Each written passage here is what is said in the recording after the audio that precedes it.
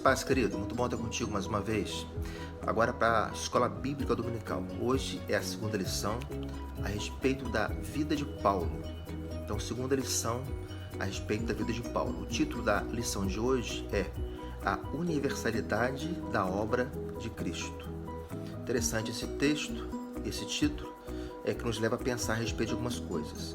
Tem como texto base Romanos 1, 18 até o capítulo 2, versículo 12. Então você leia para você ter uma compreensão geral do que o texto está dizendo. Começa a nossa lição dizendo o seguinte: das muitas virtudes de Paulo, a maior foi tirar o caminho, tá, entre aspas, da situação de seita judaica e transformá-lo no cristianismo, religião universal. Caminho está entre aspas e chama aqui de seita judaica, porque quando se inicia a igreja, a base que o povo tinha era o judaísmo. Então eram devotos do judaísmo, caminhavam com o judaísmo, compreendiam o judaísmo a partir da lei, compreendiam a lei. Então quando surge o cristianismo, fica meio uma mistura entre cristianismo e judaísmo. Então Paulo consegue fazer essa ponte de sair de judaísmo e ir para cristianismo, compreender quem é Cristo. E Paulo, ele tinha poder fazer isso de eloquência, mas também de vida. Olha o que nos diz aqui o texto. O fato de ele ter sido fariseu torna a questão mais impactante. Hoje, fariseu é sinônimo de hipócrita, por causa de Mateus 23, que direciona a nossa interpretação. Fariseu deriva ao significado de abstinência e separação, né? Ele é separado. Era o grupo mais fiel do judaísmo, preso à Torá, à lei. O que é a Torá? A Torá é o Pentateuco. Até tem um Pentateuco aqui, meu irmão, a Torá. A Torá, que a gente dá para entender. Então é um livro até grosso, tem suas interpretações aqui, seus comentários. Então ele conhecia a Torá. Então a partir da Torá e ele conhecendo, ele é respeitado, é compreendido pela interpretação da lei. Então ele compreende a lei. Então a partir disso ele começa a explicar às pessoas.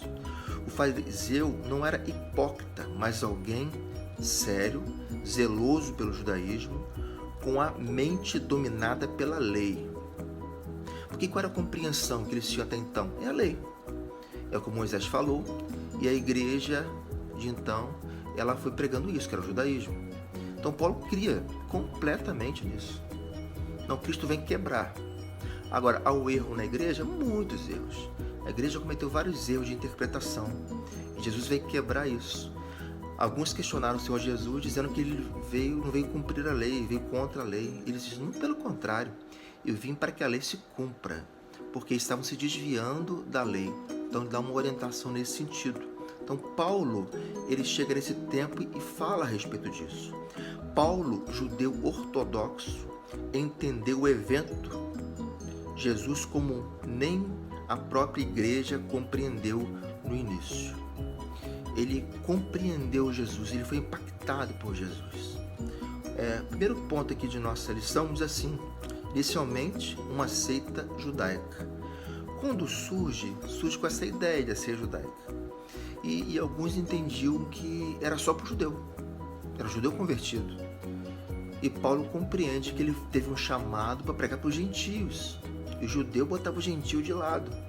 E Paulo prega para os gentios. Os gentios também tinham direitos espirituais. Assim é que eles foram batizados. Eles compreendiam isso. E tem a história de Pedro aqui. Pedro, capítulo 1, ponto 1 diz assim: e quando Pedro subiu a Jerusalém, disputavam com ele os que eram da circuncisão, dizendo: entraste em casa de homens incircuncisos, eu comeste com eles. Então há uma discussão grande aqui. E aí surge aqui em Atos essa ideia: os gentios também tinham direitos espirituais. Não era só para o judeu, então é para todos. Então, inicialmente, a seita judaica, eles começam a discutir a respeito disso, brigam por causa disso. Porque alguns comportamentos do judaísmo eles queriam colocar no cristianismo. Uma compreensão que nós temos que ter é que é algo novo ainda. está surgindo. Então há a possibilidade de interpretações errôneas. Então Paulo, ele faz a ponte de tudo isso aí. Ele começa a explicar para eles o que estava acontecendo e fazer essa ponte entre o judaísmo e agora o cristianismo puro e simples. O caminho, como era conhecida a igreja, era uma seita judaica e quem entrasse nela deveria guardar o judaísmo. Nesta ocasião, se deu a ruptura e o evangelho deixou os limites estreitos que queriam impor. Então, eles brigam a respeito disso.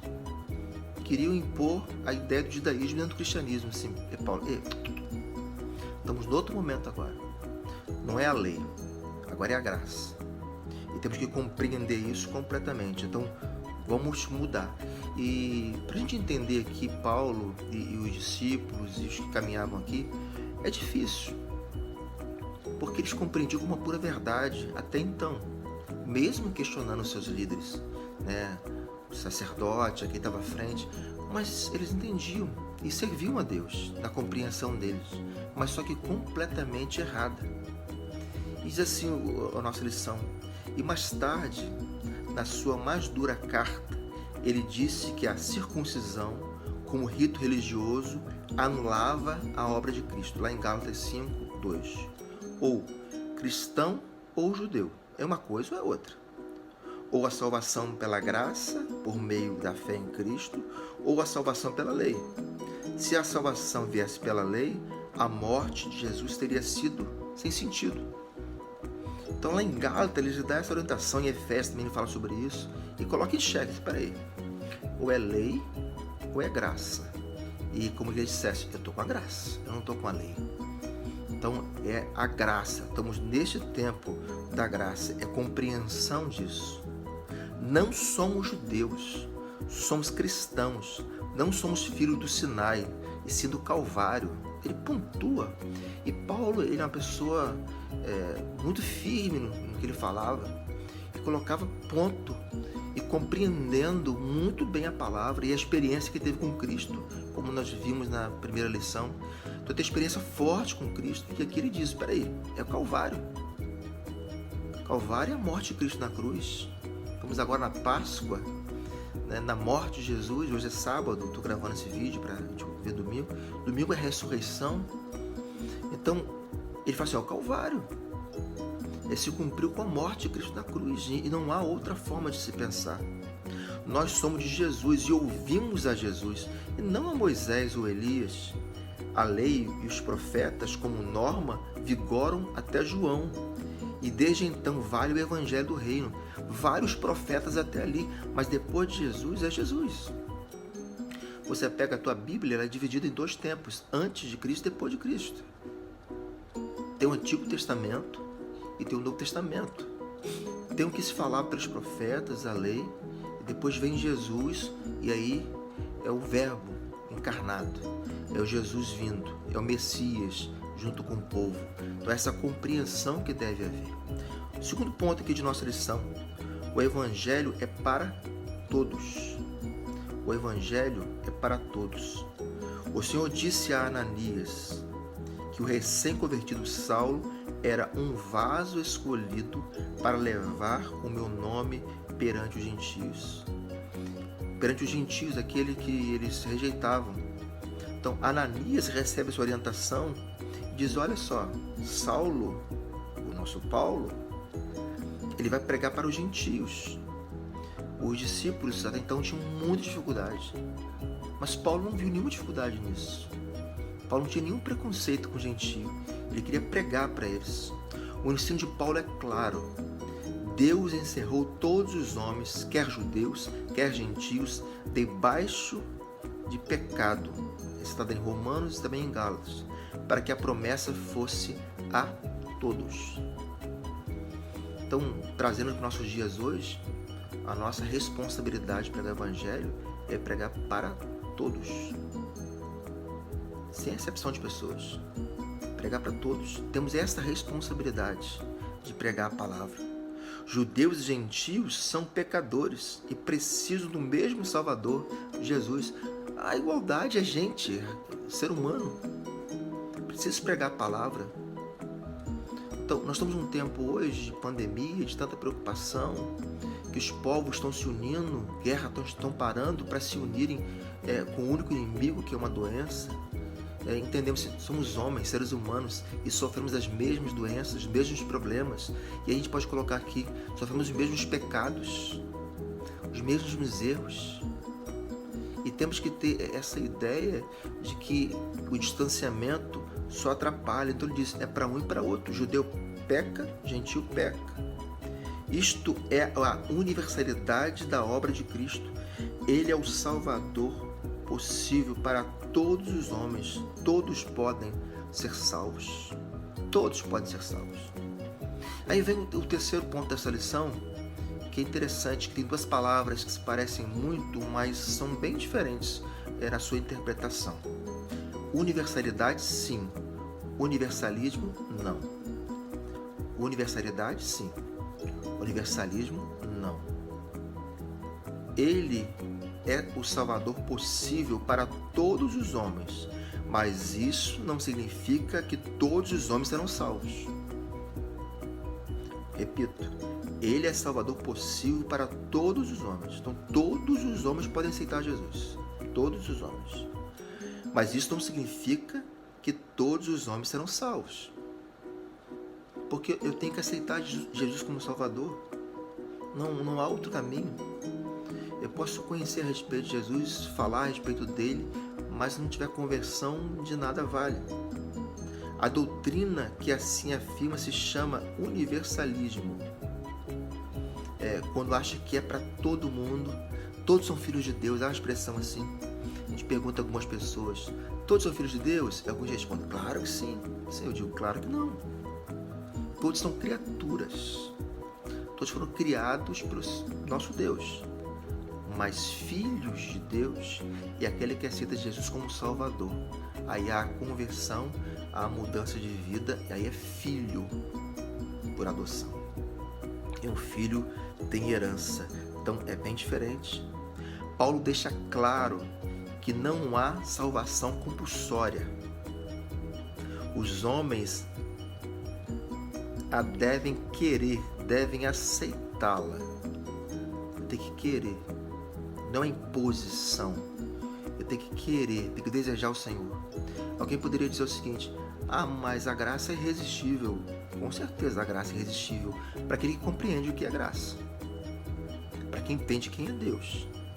Para quem aceitou Jesus como Salvador. Aí ele é irresistível. Quem teve uma experiência com Jesus não tem como falar que sua vida continua a mesma. Mas quem não teve uma experiência, continua em pecado, distante de Deus, esse está com sérios problemas. A salvação é para todo aquele que invocar o nome do Senhor. Romanos 10, versículo 13. Eu tenho que invocar o nome do Senhor. O que é invocar? Invocar é mais que recitar ou dizer um nome. É colocar-se sob o cuidado do nome. Aquele que se coloca sob o cuidado do nome, sobre todo o nome será salvo. Eu me coloco sob cuidado, eu invoco o nome de Jesus. E quando eu invoco e ele se manifesta, essa ideia de invocação, invoco, chamo, ele se manifesta, eu clamei por ele, agora estou sob seu domínio. Se eu aceito Jesus como Salvador, verdadeiramente estou sob seu domínio. E agora há um Espírito Santo que habita na minha vida, que trata a minha vida, que cuida de mim. Então, compreenda isso. Haverá salvos e não salvos no final, conforme Jesus ensinou. Terá aquele que foi salvo e aquele que não foi salvo. Aquele que aceitou, aquele que não aceitou. Aquele que rejeitou. Jesus diz, olha, eu vim para os meus, mas os meus me rejeitaram. Conheceram Jesus, caminharam com ele, mas crucificam-o. Não aceitaram Jesus como Salvador. Então veio para os meus, mas o povo recusou Jesus, deu as costas para ele, não compreendeu quem ele era, o que ele podia fazer na vida deles. Todos podem ser salvos, porque Jesus trouxe uma salvação universal. E Paulo a proclamou ao mundo não judeu. Paulo entendeu, a salvação é para todo mundo, eu tenho que pregar para todo mundo. Vocês podem pregar para os judeus aí, mas deixa o mundo comigo, que eu vou viajar bastante. Vou pregar o Evangelho. Surgirão igrejas, lugares diferentes, cidades diferentes. Eu vou pregar para esse povo. Eu quero falar para eles. Quero pregar a palavra para eles. Então, nesta lição aqui, nessa ponta revista, uma parada que a gente faz é refletir de que nós temos que pregar o Evangelho para todas as pessoas. Mas não são todos que são salvos. Tenho que aceitar o Senhor Jesus como o meu Salvador. E para nós pensarmos e também colocarmos em prática, estamos agindo. Primeiro, o Evangelho acabou com as barreiras humanas, declarando que todos são iguais, tanto como pecadores como objeto da graça de Deus. O Evangelho acabou com as barreiras humanas. Todos nós somos humanos. Independente da nossa cor, independente do país que nascemos, da raça que temos, todos somos humanos e precisamos da misericórdia de Deus e da graça dele. Segundo, a universalidade do Evangelho significa que só há salvação pela graça e por meio da fé em Jesus. Só há um caminho.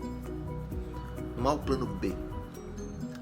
Eu vou ser salvo, mas com Jesus não, vou por outro caminho. Não. Ou é com Jesus, ou não tem outro caminho. Só tem um caminho, com Jesus. Terceiro, precisamos lembrar que o tema central da pregação da igreja é Cristo e Cristo crucificado. Quando a igreja começa a falar de tantas outras coisas e não fala de Cristo, perdeu o foco. Vou citar uns exemplos aqui só para a gente estar pensando. A igreja pode dar cesta básica? Pode. A igreja pode ter um consultório odontológico? Pode. A igreja pode ter consultas médicas no seu templo, ao espaço? Pode. Ter aula de reforço? Pode. Pode fazer multiministério e atingir os membros da igreja e a comunidade? Pode. Pode fazer tudo isso. Nada nos impede de fazer isso. Os primeiros hospitais do mundo foi a igreja que organizou. As escolas foi a igreja. Ponto. Não há dificuldade quanto a isso. Mas se nós fizermos só isso, pode ser assistencialismo, não é cristianismo. Agora, o cristão faz tudo isso que eu falei. Agora, se o meu foco for só esse, eu deixei de olhar para Cristo e olhei para outras coisas. O que ele quer dizer aqui é que nós precisamos lembrar que o tema central da pregação da igreja é Cristo e o Cristo crucificado. E acrescento aqui, e o Cristo ressurreto. Esse é o ponto central da palavra. Compreender que a palavra é para todas as pessoas. Todos podem ser salvos, mas tem que aceitar o Senhor Jesus como Salvador. E aí vem para nós uma grande responsabilidade. Como que eles saberão a respeito do Evangelho? Se nós pregarmos o Evangelho, vivemos o Evangelho. Então prega o Evangelho, viva o Evangelho. A igreja nesse tempo agora tem casa. Nós estamos reunidos em família, não estamos no templo, num culto público. Mas quantas oportunidades nós temos de falar da palavra para os que estão dentro de casa? Nós não falamos. Um telefonema que você pode dar para a rede social que nós temos tanto acesso hoje, tantas oportunidades. Não perca a oportunidade para o Evangelho. Encerro minha palavra dizendo que se há salvação, também há condenação. Ao salvo e ao perdido, ao céu e ao inferno. Então pregue a palavra e leve aqueles que nós tanto amamos para os céus. Leve aqueles que nós não conhecemos ainda, que por algum motivo a gente pode rejeitar. Pregue a palavra e conduza-os para o céu com a palavra do Evangelho que transforma. Que Deus te abençoe, querido. Coloque em prática essa palavra.